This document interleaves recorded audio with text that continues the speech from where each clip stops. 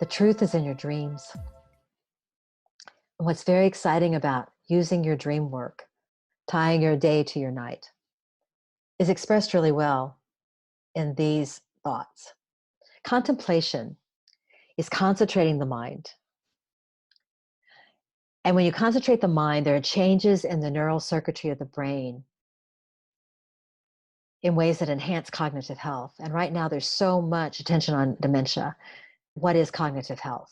How do we keep that cognitive health? And dementia is just when the connections are not being made between memory and imagination. And I say just, but I say that because concentration, meditation, visualization is the health that you want. It's the practice that does indeed create the neural circuitry in the brain. It makes the connections so that you can play an instrument, or you can immerse yourself in evolutionary study, or you can contemplate the Big Bang Theory. Putting the mind to grand themes changes your brain. Peace on earth is a grand theme. It's big, it's major. Because as far as we know, it's never happened all over the world.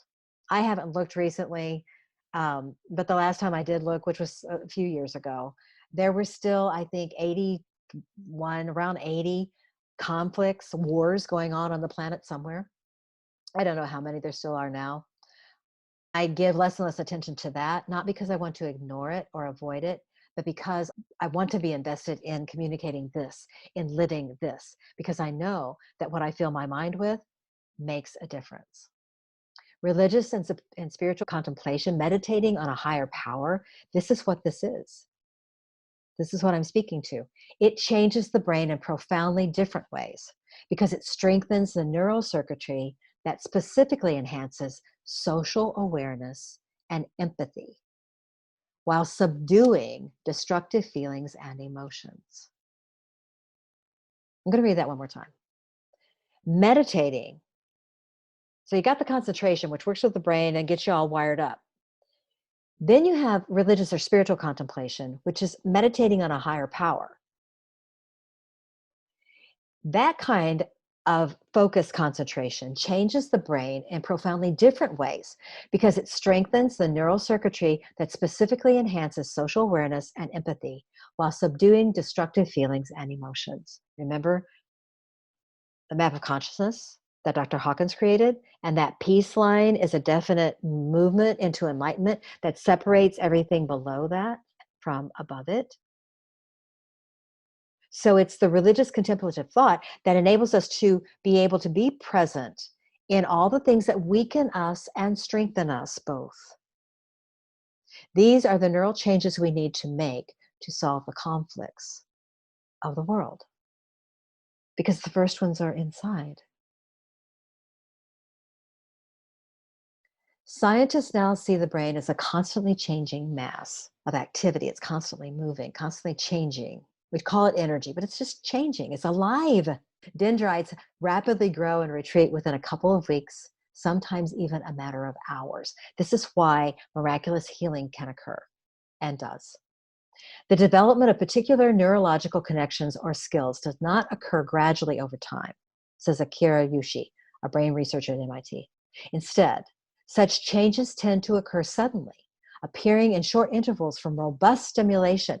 I think you've probably heard about the benefit of taking a shower and how you can have these epiphanies in the shower, these realizations. Why does that happen? This is what she's talking about. It's those strategic intuition moments that you learn to not only heed, but also to encourage in yourself through practice. It is as if there is a single important trigger and then a functional circuitry rapidly comes online. It's like an aha moment, yes.